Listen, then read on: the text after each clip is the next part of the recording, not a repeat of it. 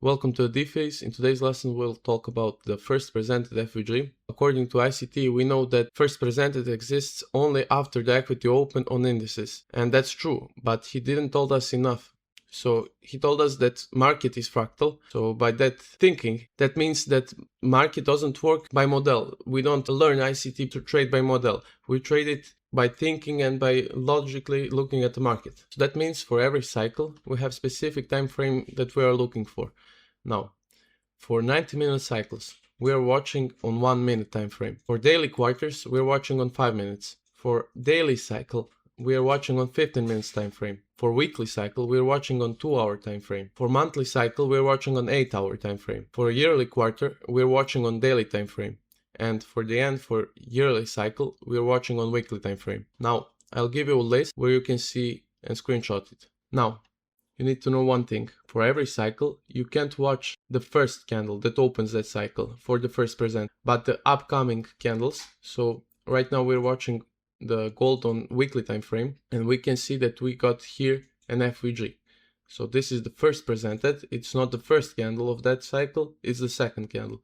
We can see that firstly, we're coming back into that FVG and bouncing from it, so rejecting it. The price has gone bullish. After that, we can see that we came back again and using it as a support zone. After that, we can see that we got again tiny bullish movement. And you need to know one thing, that the first presented only has meaning until that cycle closes. When the cycle closes, you can't use anymore that first presented. Now we can see that we came back again into this first presented gap, and now I'll get on daily time frame. And as I said, daily time frame we're using for yearly quarter. So here's the open of Q2 of here, and we can see that we got this first gap, so daily time frame.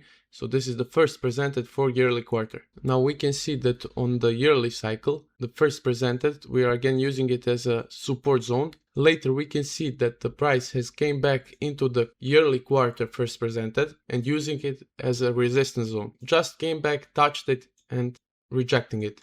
Now we can see how the price has gone through the yearly first presented and using it as a resistance zone. So we'll get back on the weekly time frame and we can see that the price has just gone down from it. So we can see the price again is standing to come back to the first presented of the yearly cycle. Now we'll talk about the Q3 of the year, and here opens the Q3. We can see that the first presented is showing here, and later we can see that the price has fulfilled it and using it as a support zone. Now we'll get on 2-hour time frame, so that's for the weekly cycle, and we can see that here opens the first week of August and we got here the first presented. And now take a look, the price just has gone through it and using it as inversion. This is not a random inversion, it's a first presented, and the price has using it as a support zone. And you can see how clearly the price is going up from it. So you need just to remember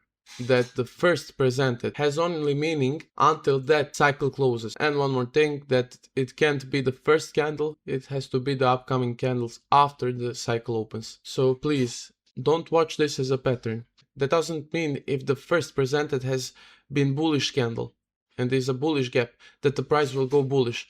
It just means that the price is using it as a support and resistance zone. So just think logically and don't watch it as a pattern. You have to think before you take action. So please be assured of that. And that's pretty much all of it for this lesson.